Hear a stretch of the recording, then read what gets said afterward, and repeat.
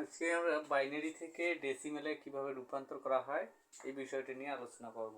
তো এখানে আমাদের বাইনারি হচ্ছে পূর্ণ সংখ্যা আছে 1011, তারপর আছে ভগ্নাংশ সংখ্যা আছে 0.101, বেজ হচ্ছে 2, ডেসিমেলে আমাদের প্রকাশ করতে হবে। তো এই যে আমাদের বাইনারি যে সংখ্যাগুলো আছে, বাইনারি বেজ দিয়ে প্রতিটাকে গুণ দিতে হবে। তাহলে 1 গুণন বেজ কত 2, তারপরে যোগ 0 গুণন 2 যোগ 1 গুণন 2 যোগ 1 গুণন 2 যোগ পয়েন্ট এখানে 1 গুণন 2 যোগ 1 গুণন 2 যোগ 0 গুণন 2 যোগ 1 গুণন 2। পয়েন্ট আমাদের এখানে শুরু হয়েছে।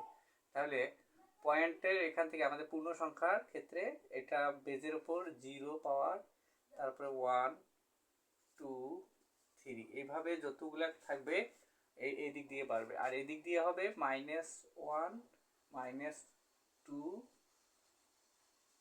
-3 এইভাবে পাওয়ার এদিকে বাড়বে। এটা হচ্ছে আমাদের বাইনারি থেকে ডেসিমেলে রূপান্তর করার নিয়ম। তাহলে এখানে 1 গুণন 2 এর উপর 3 মানে 8 যোগ 0 গুণন 2 এর উপর 2 মানে 4 যোগ 1 গুণন 2 এর উপর 1 মানে একটা 2 যোগ 1 গুণন 2 এর উপর যে কোনো সংখ্যার উপর শূন্য থাকলে তার মান 1 হয়, যোগ এখানে 1, তারপর এখানে আছে কি মাইনাস যদি থাকে তাহলে হবে কি, এই গুণ থাকলে প্লাস, প্লাসে মাইনাসে মাইনাস, তাহলে এটা ভাগ হবে, সূচকের অঙ্কের মতো এটা ভাগ হবে।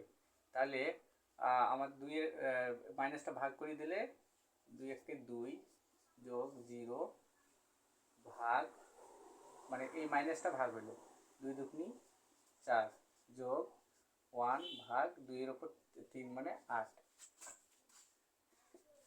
তারপরে এটা গুণ দাও 8 কে 8 যোগ যে কোনো সংখ্যার সাথে 0 গুণ করলে 0 হয়, যোগ তারপরে 2 1 কে 2 যোগ 1 1 কে 1 যোগ এটা কি 1 ভাগ 2, মানে 1 কে 2 দিয়ে ভাগ দিতে হবে 0.5 যোগ যে কোনো সংখ্যার সাথে 0 ভাগ দিলে 0 হয়, যোগ 1 কে 8 দিয়ে ভাগ দিলে হয় 0.125 ইকুয়াল।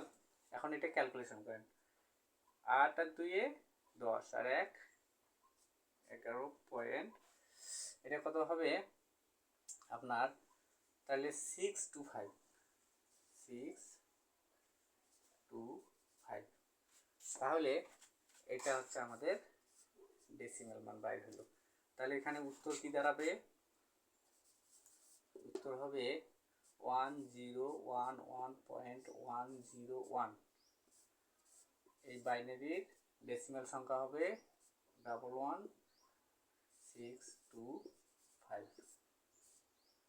এটা হচ্ছে ডেসিমেল, এটা উত্তর।